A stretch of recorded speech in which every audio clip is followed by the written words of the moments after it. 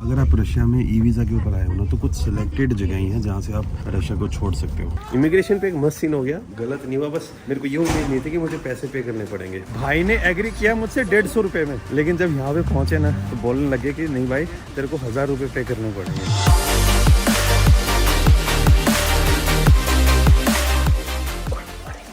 और स्वागत है आपका एक और नई वीडियो में।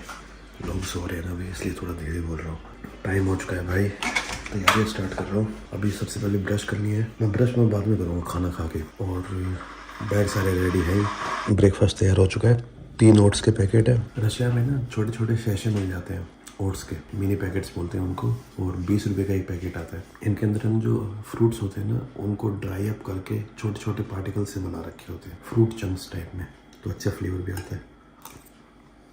और ये मार्केट से दूध लेके आया था मैं, 60-70 रुपीज़ लीटर। 10-15 मिनट में खाना हो जाएगा मेरा। मुझे ना 7 बजे बस स्टैंड पे पहुंचना है, बस कैसे करके। मेरे पास अभी 40 मिनट है, 5-10 मिनट में पहुंच जाऊँगा, ज़्यादा दूर नहीं है ऐसे।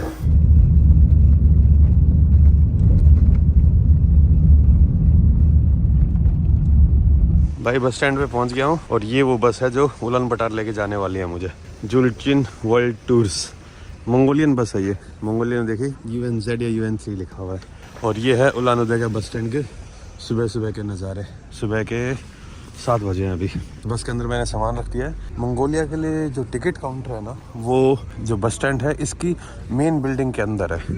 अंदर जाते आपको पूछ लेना है कि भाई मंगोलिया की टिकट कहाँ से मिलती है। इस टिकट के लिए मैंने पे किए थे 3000 rouble from Ulan Ude to Ulan Bator. अगर आपको सिर्फ मंगोलिया के अंदर एंट्री करनी है तो मंगोलिया की जो सबसे पहले सिटी पड़ती है सुखबतार, और एक और सिटी है, वहाँ के लिए आपको टिकट और सस्ते में मिल जाएगी, शायद 2000 रूबल में भी। लेकिन मैं डायरेक्टली यार उलान बटार कैपिटल में जा रहा हूँ, क्योंकि मेरे को मंगोलिया का इस साइड वाला एरिया एक्सप्लोर नहीं करना, मेरे को गोबी डेजर्ट की तरफ जाना है, जो मैं पिछली बार थोड़ा बहुत एक्सप्लोर किया था मैंने। लेकिन अब की बार मेरे को विंटर में भी देखना, जो यहाँ के नोमैड्स है ना उनसे मिलना है मुझे, तो इसीलिए मैं सीधा उलान बटार जा रहा हूँ। मेरे को मंगोलिया के जो पाइन ट्री जोन में इंटरेस्टेड नहीं है, वो मैंने रशिया में बहुत ज़्यादा देख लिए हैं। देखिए टूरिस्ट उलान बटार, उलान उदे। तो आज भाई वापस से जो चंगेज़ खान का देश है ना उसके अंदर फिर से एंट्री हो जाएगी अपनी। और मेरी सीट है 21 विंडो। ये देखिए मंगोलिया का फ्लैग। बस के अंदर बैठ चुका हूँ, सब कुछ इजीली हो गया है। बस निकल पड़ी है भाई। पहले तो बस के अंदर जो हीटिंग सिस्टम था वो काम नहीं कर रहा था, लेकिन अब करने लग गया है।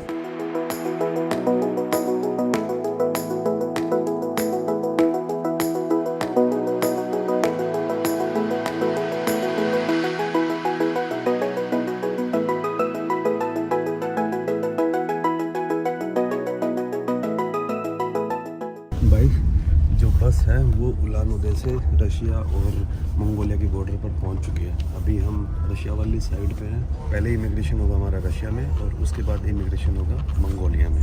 भाई ये आ गई है रशिया के टाउन ख्यागत, और यहीं पे है बॉर्डर। रशिया की साइड से ख्यागत पड़ती है, मंगोलिया साइड से भी पता नहीं है कि कौन सी टाउन है।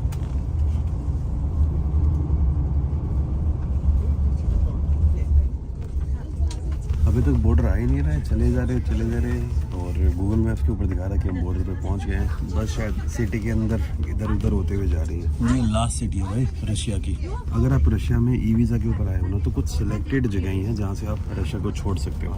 ऐसा नहीं है कि हर इंटरनेशनल बॉर्डर से, भाई लैंड बॉर्डर हो या फिर हर इंटरनेशनल एयरपोर्ट से आप रशिया से बाहर चले जाओगे, नहीं। तो जब भी आप ई वीज़ा पे रशिया में आओ, इस चीज़ को ज़रूर ध्यान रखना कि आपको एग्ज़िट कहाँ से करना है, क्योंकि स्पेसिफाइड पॉइंट्स हैं फॉर एंट्री एंड एग्ज़िट।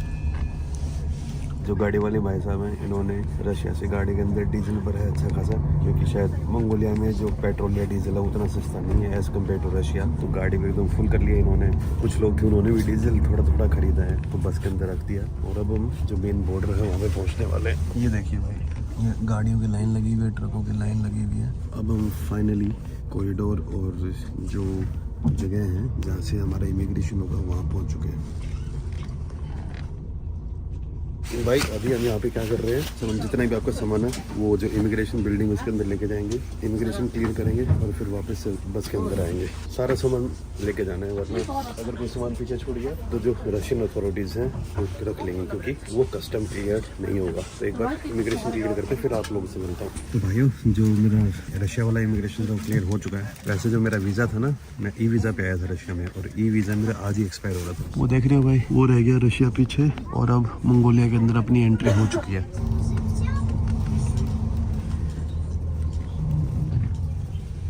तो भाई और बहनों, मंगोलिया के अंदर फिर से एंट्री हो गई अपनी। ये देखिए, ये अपनी बस खड़ी है और इधर अब हम रेस्टोरेंट के अंदर जाने वाले हैं। और यहाँ पे जैसे ही बस मंगोलिया के अंदर एंट्री हुई, बस से उतरे, इमिग्रेशन सब कुछ क्लियर किया और बाहर आते भाई जो मनी एक्सचेंज वाले भाई, जो लोग रशिया से आ रहे थे, वो अपना रशियन रूबल इनके साथ चेंज कर सकते हैं और मंगोलियन मन्नत ले सकते हैं। इमिग्रेशन पे एक मस्त सीन हो गया, गलत नहीं हुआ, बस मेरे को ये उम्मीद नहीं थी कि मुझे पैसे पे करने पड़ेंगे। चलो वो स्टोरी है बाद में बताऊंगा, पहले खाना खाऊंगा, बहुत टाइम हो गया, भूख लगी है मस्त वाली।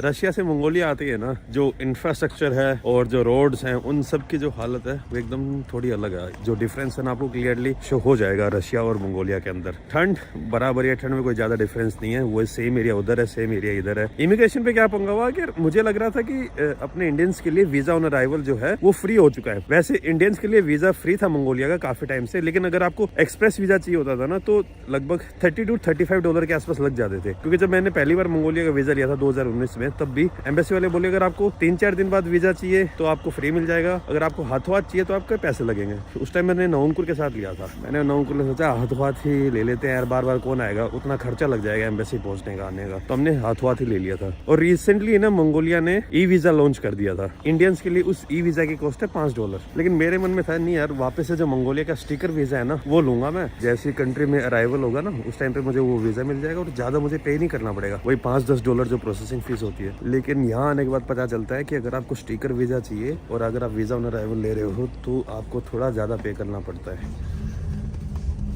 तो उलन बटार है यहाँ से 345 किलोमीटर। तो ये वाली गलती है ना, आप मत करना मेरी तरह। देखो, अगर आप ई वीज़ा पे आओगे मंगोलिया में, आपके पासपोर्ट के ऊपर स्टिकर नहीं लगेगा। ऑलरेडी मेरे पास मंगोलिया का स्टिकर था, लेकिन मेरे पास ये था कि यार मैक्स मुझे $10 से $15 देने पड़ जाएंगे स्टिकर के लिए, और इससे ज़्यादा क्या ही देना पड़ेगा। लेकिन वो बोलते नहीं यार, आपको एक्सप्रेस वाली फ़ी पे करनी पड़ेगी। बट ठीक है, चलो कोई नहीं, एक्सप्रेस वाली फ़ी पे कर देता हूँ। तो अगर आप मंगोलिया आते हो तो I will not recommend you visa on arrival. या तो आप एम्बेसी से वीज़ा लेके आओ, जो दिल्ली में अपनी एम्बेसी है ना, उस पर जाओ, पासपोर्ट अपना सबमिट कर दो, 3 से 4 दिन बाद वो आपको स्टिकर वीजा लगा के दे देंगे। And Mongolia visa is free for Indians, कोई पैसा नहीं लगेगा। लेकिन अगर आप हाथों हाथ लेते हो, अगर आपके पास टाइम नहीं है, तो मैं आपको कहूँगा कि इंस्टेड ऑफ स्टिकर वीजा आप ई वीजा अप्लाई कर दीजिए, उसमें सिर्फ $5 की प्रोसेसिंग फीस लगती है। और अगर भाई आप ई वीजा भी अप्लाई करना भूल गए हो, सारी चीज़ें हथकंडे खत्म हो चुके हैं, तो फिर आपको मेरी तरह $35 पे करने पड़ेंगे और आपको मंगोलिया का वीज़ा मिल जाएगा। कोई दिक्कत नहीं हुई, सब आसानी से हो गया। बस मुझे ये नहीं पता था कि मेरे $35 लग जाएंगे। उनके पास है ना डॉलर का एक्सचेंज भी नहीं था। जो अपने इंडो ट्रैकर भाई नहीं है, कैलाश भाई ने मुझे कुछ मंगोलियन करेंसी दी थी 1 लाख के आसपास, जो लगभग होती है $25 से $30 के आसपास।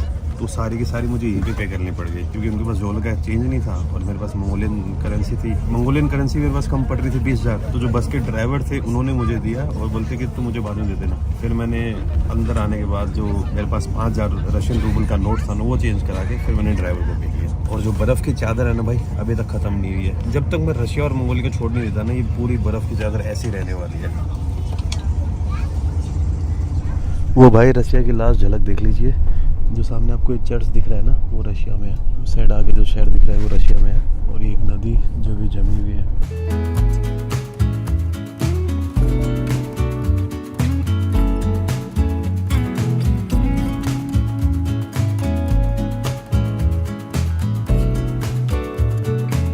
भाई मैं तो सो रहा था और अभी नींद खुली तो भैया हम पहुंच गए उलन बटार। सही टाइम पे पहुंचा दिया यार। तो भाई उलन बटार पहुंच चुका हूँ मैं। यहाँ पहुंच के पहले मैंने खाया खाना, क्योंकि बस रास्ते में रुक नहीं रही थी और मैं फिर सो गया था। मुझे पता ही नहीं चला कि उलन बटार पहुंच गए। भाई जब बस स्टैंड के लिए टर्न नहीं, तो भाई साहब ने पूरी गाड़ी को यू टर्न किया और एकदम से मैं कौन में कि क्या हो गया, तब पता चला अरे उलन बटार पहुंच चुका हूँ मैं। उलन बटार के अभी जो आउटर स्कर्ट्स है ना, उसमें हूँ मैं। यहीं पे इनका बस स्टैंड। यहाँ से मुझे टैक्सी पकड़ के जो मेरा गेस्ट हाउस है वहाँ तक जाना पड़ेगा। और अभी एक टैक्सी वाले भाई रुके हुए हैं, उनसे मैं बात करता हूँ कि एग्जैक्टली कितने रुपए लेंगे। जो गेस्ट हाउस है वो यहाँ से 7 किलोमीटर है। अपने इंडिया का ₹1 यहाँ वहाँ के शायद 25 MNT के बराबर है, मंगोलियन तुगरिक के बराबर। एग्जैक्ट मैं आपको होटल या हॉस्टल में पहुँच के बता दूंगा, मेरे को यार याद नहीं आ रहा, मेरे पास इंटरनेट नहीं है अभी। यहाँ पे किसी से मांगा था उधार मैंने इंटरनेट, कल जाके मैं सिम कार्ड लूँगा। भाई यहाँ भी अच्छा खासा ट्रैफिक जाम लग रहा है और ये टैक्सी वाले अंकल मस्ती हैं, इन्होंने मुझे थोड़ा कम प्राइस बोला है, पर मेरे को लग रहा है कि जब मैं उतरूंगा तो मुझसे थोड़े ज़्यादा मांगने वाले हैं।